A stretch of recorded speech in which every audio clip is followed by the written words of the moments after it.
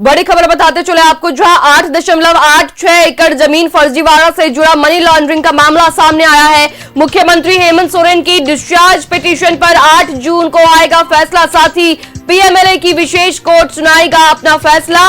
दोनों पक्षों की ओर से बहस पूरी होने के बाद फैसला है सुरक्षित और मामले में आरोपियों पर होना है आरोप गठित।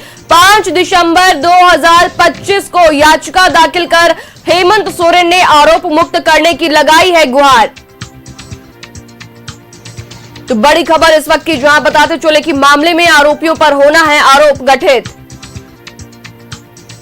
और फोन लाइन पर रुख कर लेंगे सहयोगी दीपक का, जुड़ रहे हैं फोन लाइन पर हमारे साथ। दीपक, जमीन फर्जीवाड़ा से जुड़ा मनी लॉन्ड्रिंग का मामला, जहां मुख्यमंत्री हेमंत सोरेन की डिस्चार्ज पिटीशन पर भी 8 जून को फैसला आना है, क्या कुछ है जानकारी दीपक?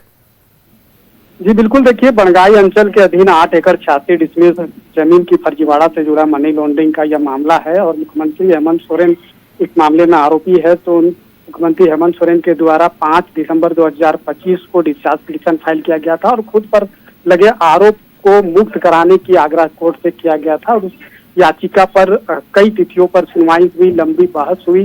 दोनों पक्षों की दलील सुनने के पश्चात कोर्ट ने जो है फैसला को रिजर्व रख लिया है, ऑर्डर रिजर्व है। और फैसले की सुनवाई के लिए, फैसला सुनाने के लिए कोर्ट ने 8 जून की तिथि निर्धारित की है। तो अब 8 जून को जो है सबकी निगाहें होगी, खासतौर पे मुख्यमंत्री हेमंत सोरेन, जेएमएम परिवार और राज्यवासियों की जो निगाहें हैं वो 8 जून को कोर्ट की आदेश पर होगी। अब देखना होगा कि कोर्ट का क्या आदेश आता है। वहीं इसी मामले में जो जमीन के मूल रैयत है राजकुमार पाहन, उनकी डिस्चार्ज पिटीशन पर 10 जून को कोर्ट का फैसला आएगा। आर्किटेक्ट विनोद सिंह, जिसके ठिकाने पर ईडी की छापेमारी हुई थी, कई बार ईडी समन जारी कर विनोद कुमार सिंह को पूछताछ के लिए ईडी दफ्तर बुलाया गया था, उन्हें भी चार्जशीटेड आरोपी बनाया गया है। लिहाजा विनोद सिंह के द्वारा भी डिस्चार्ज पिटीशन फाइल की गई थी और उसकी याचिका पर भी 10 जून को कोर्ट का फैसला आएगा।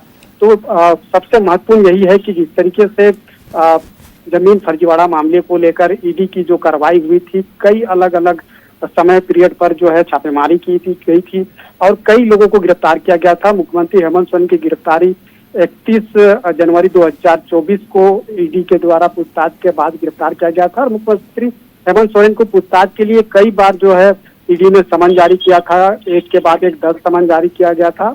8वें समन और 10वें समन पर ईडी के समक्ष उपस्थित हुए थे और 10वें समन पर 21 जनवरी 2024 को जो है ईडी ने गिरफ्तार किया था। हालांकि 5 माह बाद जो है मुख्यमंत्री हेमंत सोरेन को बड़ी राहत मिली थी, झारखंड हाईकोर्ट से जमानत मिली और उसके बाद से वो जमानत पर बाहर है। लेकिन इस पूरे मामले में चूंकि ईडी के द्वारा जांच पूरी करते हुए 1.5 दर्जन आरोपियों को जो है उसके खिलाफ चार्जशीट कोर्ट में दाखिल की है, तो अब आरोपियों पर आरोप गठित होना है और आरोप गठित से पूर्व आरोपियों को एक कोर्ट से कह सकते हैं कि अवसर होता है कि वो खुद पर लगे आरोप को मुक्त करा सके और इसको लेकर के डिस्चार्ज पिटीशन फाइल की जाती है। तो मुख्यमंत्री हेमंत सोरेन के द्वारा, राजकुमार पाहन के द्वारा और आर्किटेक्ट विनोद सिंह के द्वारा डिस्चार्ज पिटीशन फाइल की गई थी और सुनवाई सभी की याचिका पर पूरी हो चुकी है। मुख्यमंत्री हेमंत सोरेन के डिस्चार्ज पिटीशन पर 8 जून को जो है कोर्ट का फैसला आएगा। चलिए, तो मुख्यमंत्री हेमंत सोरेन की डिस्चार्ज पिटीशन पर 8 जून को आएगा फैसला। साथ ही पीएमएलए की विशेष कोर्ट सुनाएगा अपना फैसला। फिलहाल जानकारी के लिए बहुत शुक्रिया दीपक।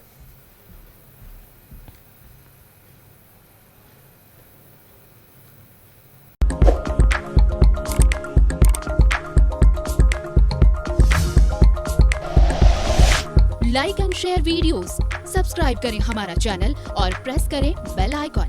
न्यूज़ 11 भारत, सच है तो दिखेगा।